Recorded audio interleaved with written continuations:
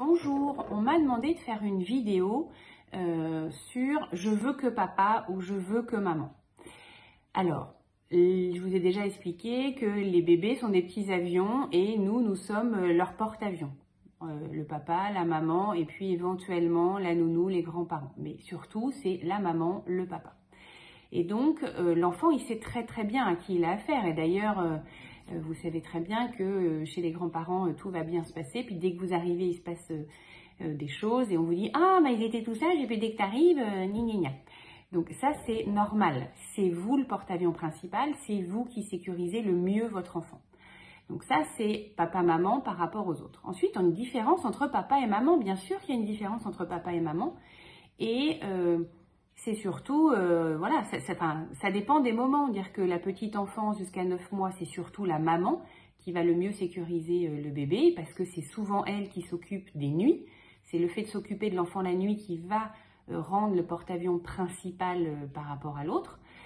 Donc on a un congé maternité plus long, souvent les femmes prennent des tiers-temps, des 80%, et donc c'est souvent la maman qui est le porte-avions principal.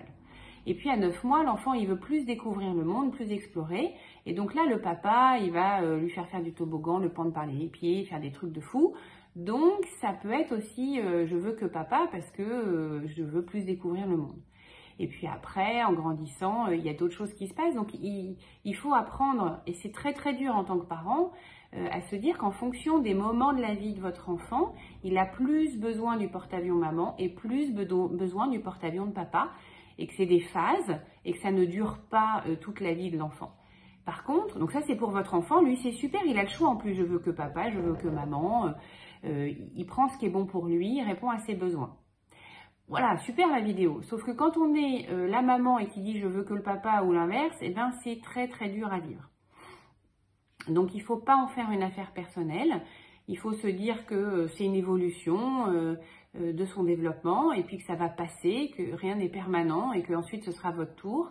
Quand vous êtes celui qui en ce moment, il veut que vous voilà, essayez d'être compatissant avec l'autre, donc essayez d'aller faire des après-midi de balade ou des soirées copines pour que l'autre parent soit seul avec l'enfant et donc soit obligé, là l'enfant accepte quand il n'y a qu'un seul parent, donc dans ces cas-là, essayez de vous éclipser un peu pour que l'autre parent puisse avoir des moments privilégiés de qualité pour le parent, c'est pas pour l'enfant, c'est pour que le parent continue à aimer être parent pour attendre son tour. Parce que sinon, il peut se dégoûter de sa fonction de parent et pas avoir envie d'y retourner, quoi. Donc, chacun son tour, soyez solidaires, laissez de l'espace à l'autre. Et puis, soyez humble parce que là, c'est que maman, ok, mais dans 6 mois, ce sera que papa. Donc, voilà, soyez respectueux l'un de l'autre. Vous allez voir, ça change tout le temps. Bon courage parce que c'est vraiment pas agréable cette période-là pour celui qui n'est pas le préféré du moment.